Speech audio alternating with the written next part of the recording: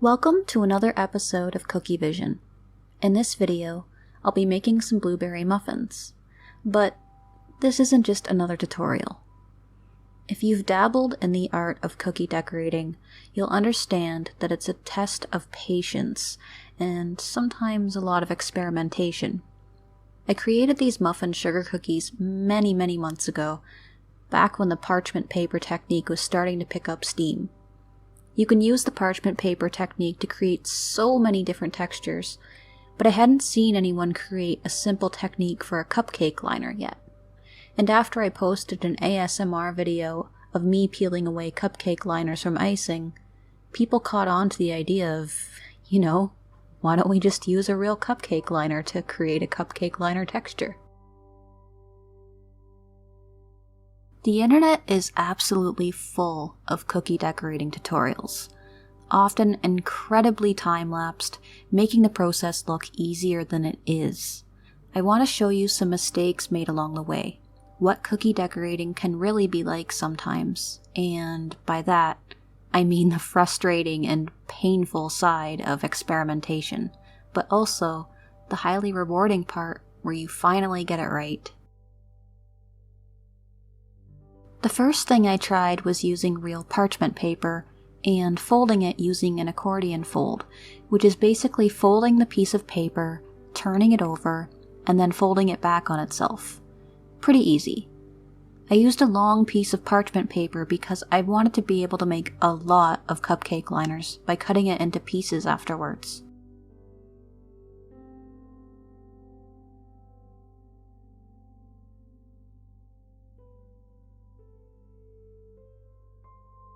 I quickly learned that if you use a long piece of paper, it makes it very difficult to fold evenly and tightly.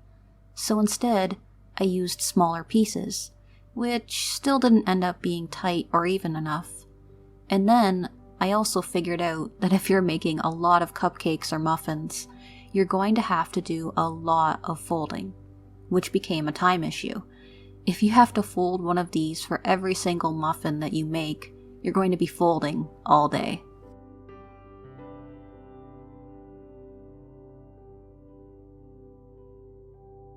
So, total brainstorm moment here. I thought, why not use a real cupcake liner? It was incredibly simple, and it'd save so much folding time. I felt like a genius for a few seconds. Just cut your cupcake liners into pieces, and you can get about 2 or 3 from each liner, and voila, done. They even make different sizes of liners, so if you're making bigger cookies, you can use jumbo-sized liners. Smaller cookies, and you can use mini liners. I had it all figured out. Moving on though. I wanted to make this a blueberry muffin, so I've got a piping or detail consistency royal icing that I've colored with a bit of navy blue gel food dye.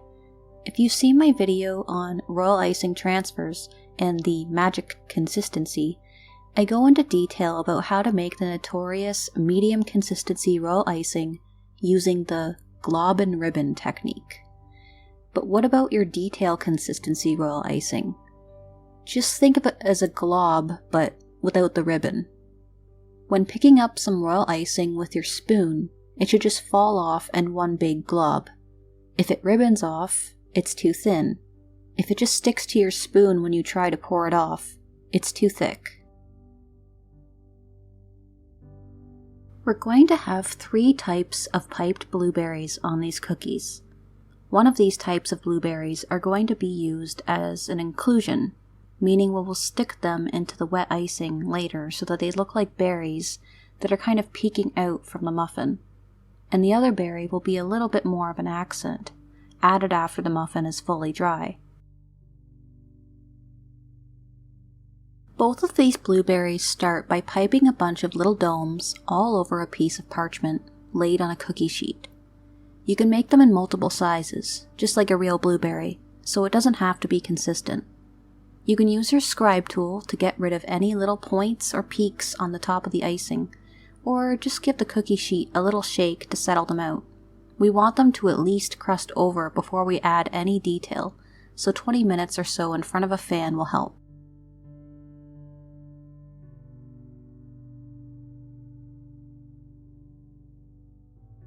After the blueberries on the parchment have crusted over, you can use the same navy blue royal icing to pipe a circle on top of the blueberries. Using your scribe tool, just touch and pull up on these circles to make them a little bit spiky on top, kind of like a crown. You only need to do this to some of your blueberries, as these will be the ones that we're going to use as accents when you're done your cookie. The rest you could just leave as is. These are the ones that will be sticking into the wet royal icing we pipe onto the cookie later. You'll need to let these dry sufficiently so you can pull them off the parchment. I usually leave them overnight to dry in front of a fan.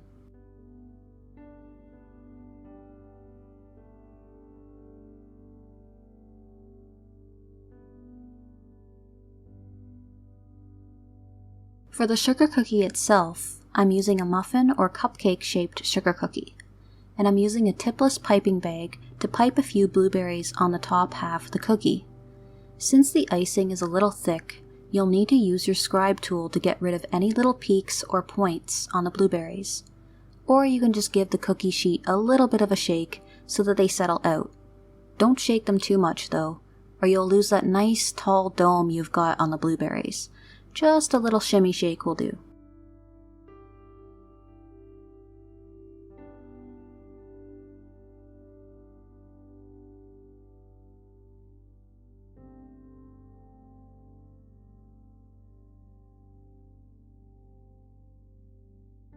I just wanted to give you a quick peek at what the sugar cookies should look like once the blueberries have crusted over after about 20 minutes. They should have held their shape if your consistency was correct. You can see that one of my blueberries have sunk or cratered a little bit in the middle, and the rest are perfect, which means that my icing consistency was pretty close to what I needed, but maybe a touch too thin. A thicker icing will definitely mean that you're less likely to get craters and nice puffy blueberries. For the flooding part of this cookie, I'm using a medium consistency royal icing and a tipless bag. I've colored this royal icing with a bit of ivory and brown to get a nice tan color that looks like a baked muffin. If it's too pale, it'll look underbaked, so you want a nice toasty brown or tan color. I'm outlining and filling in the entire cookie with this color, and then using a scribe tool to even out the icing. You can see that those blueberries we piped directly onto the cookie earlier are showing through a little bit, making it bumpy. That's what we want to do.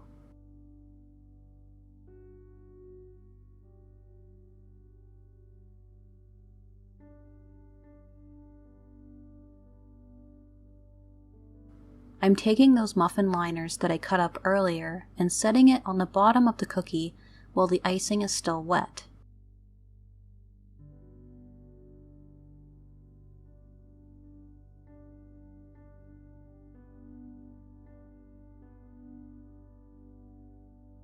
I've taken some of the blueberries we piped on the parchment earlier, the ones without the detail on top, and I'm just kind of sticking them half into the icing so they look like little blueberries that are peeking out from the muffin.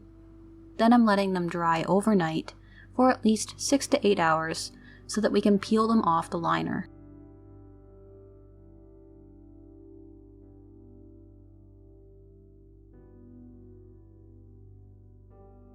So, this is where everything screwed up. Some of the liners came off really easily if I did it slowly, but most of them just came off like this as a total mess. The liners pulled up the icing with them, and I didn't really feel like a cookie genius anymore.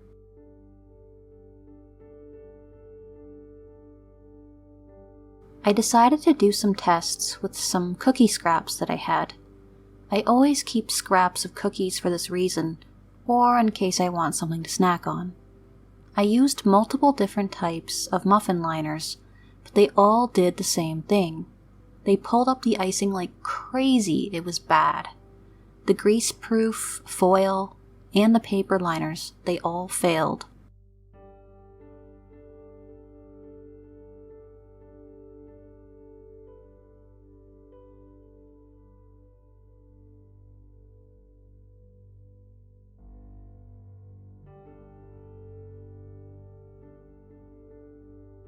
But then I had a breakthrough. These non-stick parchment liners peeled right off, like magic. The result was beautiful. I kind of felt stupid, to be honest, but that's all part of the learning process.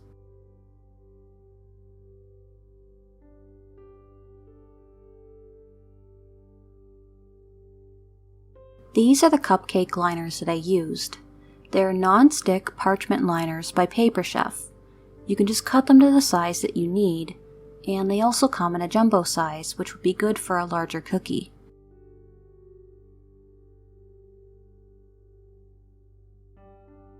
So, back to the beginning.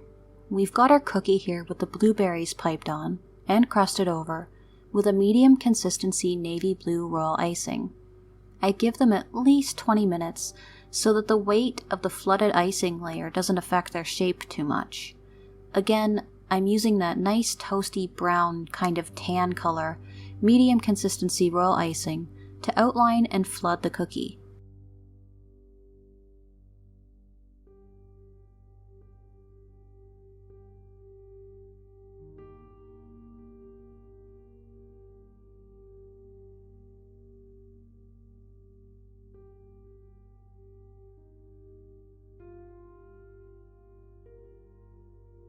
I've added a few of those blueberries that we made on the parchment earlier, half into the wet icing.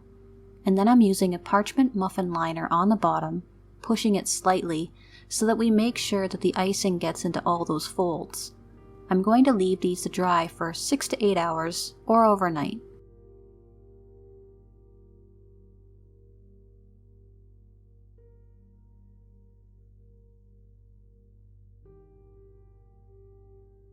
You can see that I've added 2 black sugar pearls to my icing while it was still wet on this cookie, because I think it's cute to give food cookies a face for some reason. Obviously you don't have to do this, but I thought it was adorable, so. I'm using some pink petal dust and a sponge dot brush that I got from Borderlands Bakery to give them little blushy cheeks. You can also use a small brush or a cotton swab for this, but I absolutely love this tool. It works really well.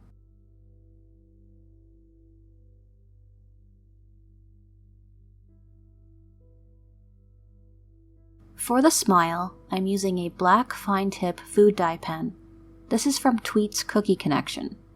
I really like this pen because it doesn't usually smear after drying, which is super important if you live somewhere humid and you're individually packaging your cookies afterwards.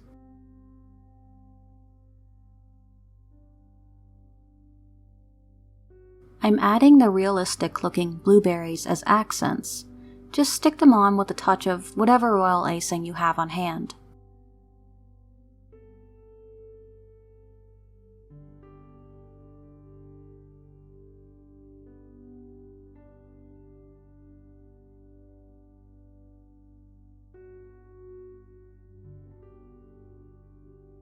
For the final reveal, just look at that peel.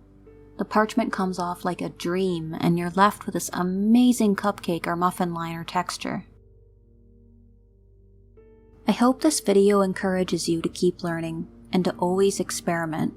Yes, I'm making videos teaching you how to decorate sugar cookies, but I am still constantly learning.